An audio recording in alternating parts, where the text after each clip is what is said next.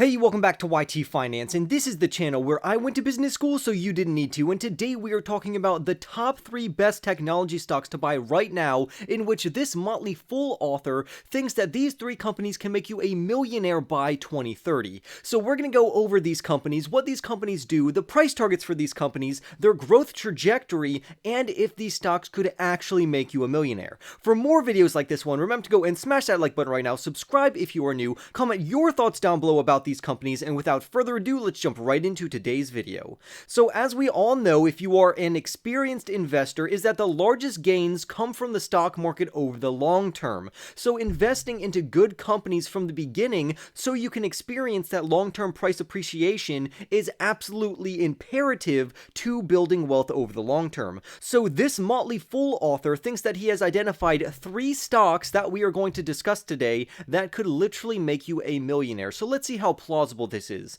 The 3 companies that he has identified, which are all very good companies in my opinion, are Nvidia, ticker symbol NVDA, Snowflake, ticker symbol SNOW, and Palantir Technologies, ticker symbol PLTR. So let's see if this is actually achievable with these companies. Right now, the NVDA stock trades for around $270 per share, while the low-end analyst price target for the company is $177. The average price consensus among professionals is $340 for the next 12 months, and the high-end bullish price prediction is $400 per share.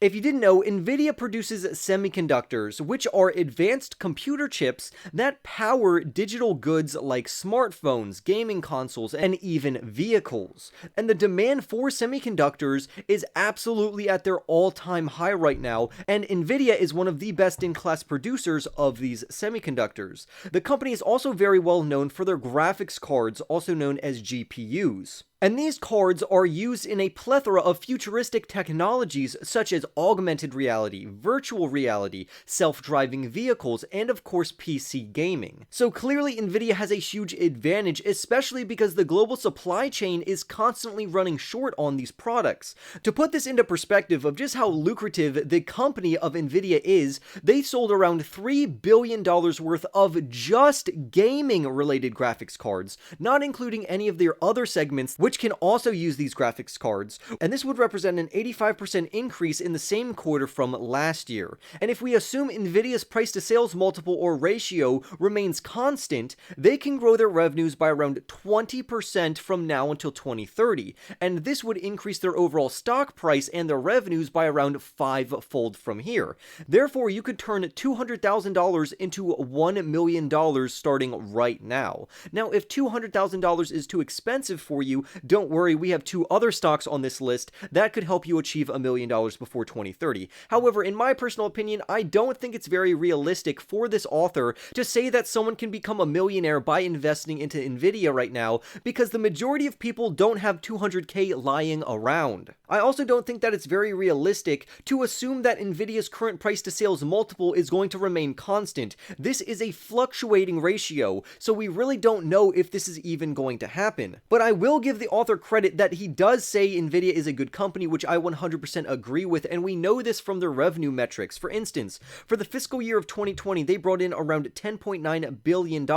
However, for the full fiscal year of 2022, they're estimated to bring in around $25.7 billion, which is a compounding annual growth rate for their revenues of around 53%. And if that can be successfully reflected in their stock price, that would be absolutely amazing. I also want to mention, just like the author is saying, that Nvidia is extremely profitable. They delivered a record high $6.90 EPS or earnings per share in fiscal year of 2021, which represents around a 53% growth rate compared to their fiscal year of 2020. The company also paid out $395 million in dividends throughout that same year. So the company is not only extremely profitable and they are giving out $1 million worth of dividends, the company still has astronomical growth that they have yet yet to achieve as of right now. So overall, this is a very solid company. Also, the various segments that the company operates in, such as the use of their technology for automotive and vehicle makers, could create a very large growth driver over the long term for this company. Secondly, I want to mention that the augmented reality and virtual reality technologies will be heavily reliant on the various products that Nvidia makes. So these are two huge opportunities for further growth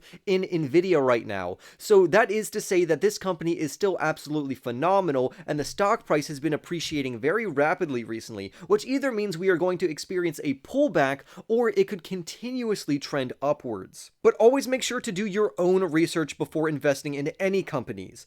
The next company that the author points out is Snowflake, ticker symbol SNOW, and the SNOW stock price currently trades for around $230 right now. The low-end analyst price target for the stock over the next 12 months is $210, and ideally we would want the current stock price to be trading below their low-end analyst price target. However, the average price consensus for the company goes as high as $326 per share, and the most bullish price estimate is $575 for one single Snowflake share. The author believes that Snowflake is a disruptive, innovative company that could provide immense returns in the next 10 years. The reason for this is that many organizations are capitalizing on the shift toward cloud for data storage, and Snowflake is literally a data warehouse provider where they can collect and store this data to use at a later date. Snowflake competes directly with Amazon Web Services, Microsoft's Azure, and Alphabet's Google Cloud, but Snowflake has a major competitive advantage compared to these other companies. I personally like Snowflake. I do think it's a very good company. However,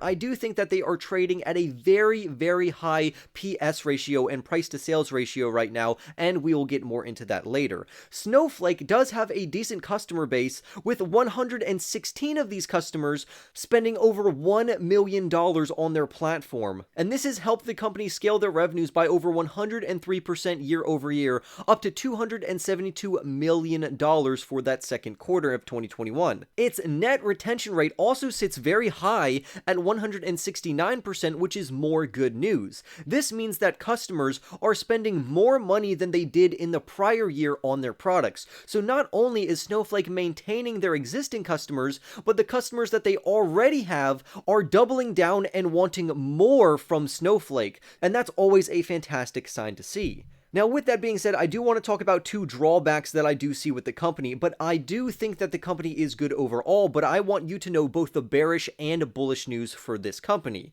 So the first problem is that the company's operating loss is 58% of their revenue, and it's valued currently at around 110 times their sales. With that being said, the company is executing on all of their promises, and they are growing extremely rapidly. They are also a part of a gigantic addressable market, which gives them a fantastic growth runway into the future, which does give investors the potential to turn a very small sum of money into $1 million.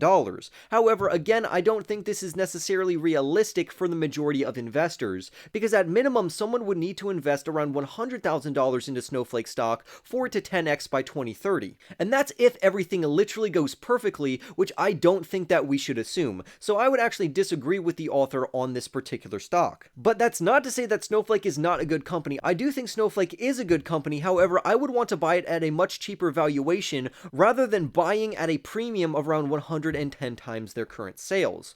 Now, the really good news is that Snowflake currently projects that companies around the world are going to increase their cloud spending, which they believe will increase by around 235% by 2025, which means that their total addressable market sits at around $356 billion annually, and that is a huge addressable market, and I think Snowflake is going to achieve a very large market share of that total market. So overall, it is very good news for Snowflake. However, like I said before, I don't think that the author has any grounds to say that this company will literally 10x in the next 7, 8, or 9 years. This move moves us on to our last company, and this is a company that I report on very often because you all seem to love it. So for more videos on Palantir Technologies, remember to go and smash that like button right now. Now, I personally own Palantir Technologies as well as the other two companies mentioned on this list. However, I actually own Palantir more than the other companies mentioned on this list. Palantir right now takes up around 4% of my overall portfolio,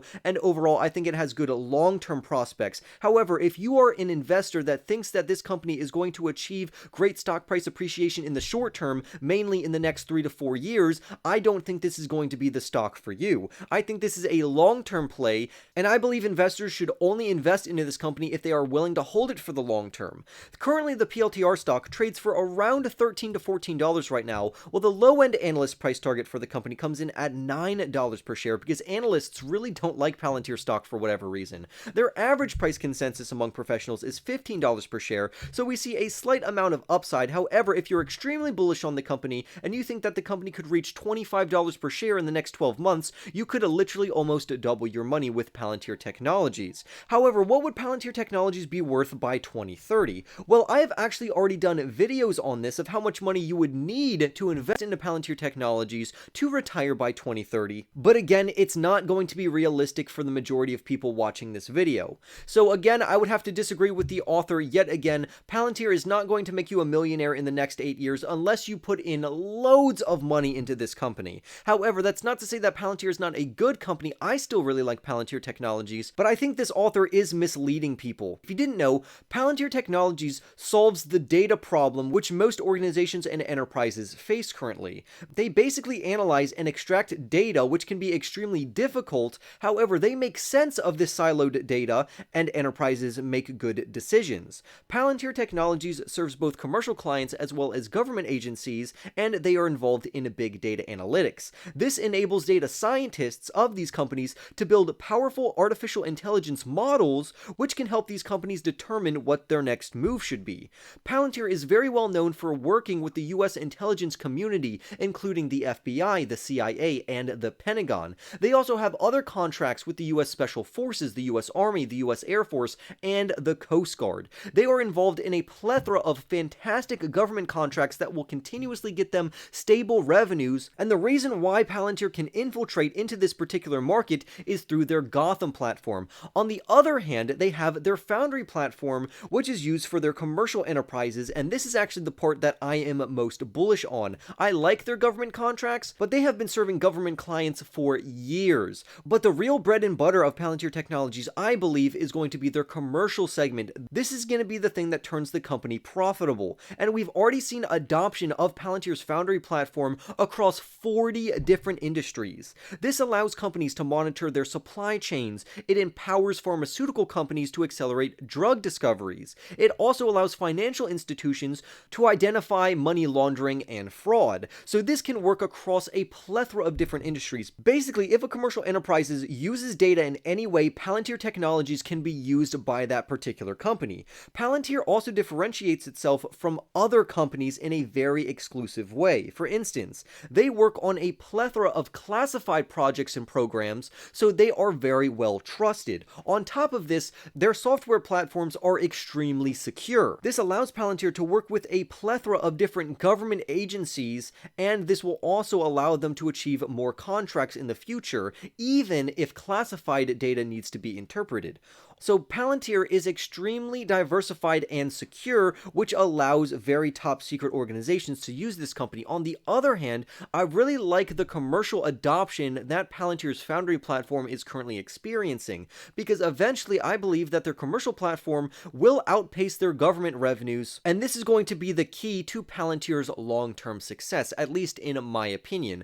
So with that being said, that means that Palantir is a good long-term hold, but like I said earlier, if you want to get rich quick off of this stock, this is definitely not the stock to use. If we look at their financial metrics and customers, we can see that their customers grew by around 23% on a compounding annual growth rate basis from 2020 to 2021. They also increased their revenues from 2020 to 2021, going from 900 million to around 1.3 million, and for the full year of 2021, they brought in around $1.5 billion of total revenue, which means that they are expanding their revenue over a rate of around 30% each year, and this is anticipated to last until 2025. Lastly, I want to talk about Palantir's market opportunity, because we did the exact same thing for Snowflake, because Snowflake has a giant addressable market. However, Palantir does have a smaller addressable market, but there are also less players in this particular space. At least less players that can actually replace Palantir's software. Currently, Palantir's management projects that the current market opportunity for the company is around $119 billion, which is a far cry from the company's current market cap, which is just over $28 billion as of right now. This means that for organizations that hope to capitalize on powerful data analytics tools that Palantir offers, they need to get in right now, because by 2030, this addressable market is intended to absolutely explode. It's going to be worth many hundreds of billions of dollars, which makes getting into Palantir Technologies right now an extreme buying opportunity according to their overall market opportunity. So this depends on how much market opportunity that Palantir can steal away from other competitors, as well as how big of the piece of pie that Palantir can actually obtain by 2030. The author says at minimum, Palantir Technologies could grow by around 5-fold by 2030, which means that investors would need to invest around $200,000 to become a millionaire in the stock by 2030. But like I said, for the other two companies, this is unrealistic for the majority of investors right now. Not to say that any of these companies are bad, all of these companies actually have great growth prospects ahead of them. However, to say that you could become a millionaire off of these companies by 2030, I think is just slightly misleading. But with that being said, I would love to hear your comments down below. Comment down below which company you like best between Snowflake, Palantir, and Nvidia. Smash that like button right now if you haven't already, especially if you want more Palantir Technologies videos. Subscribe if you are new, and I will see you in the next YT video.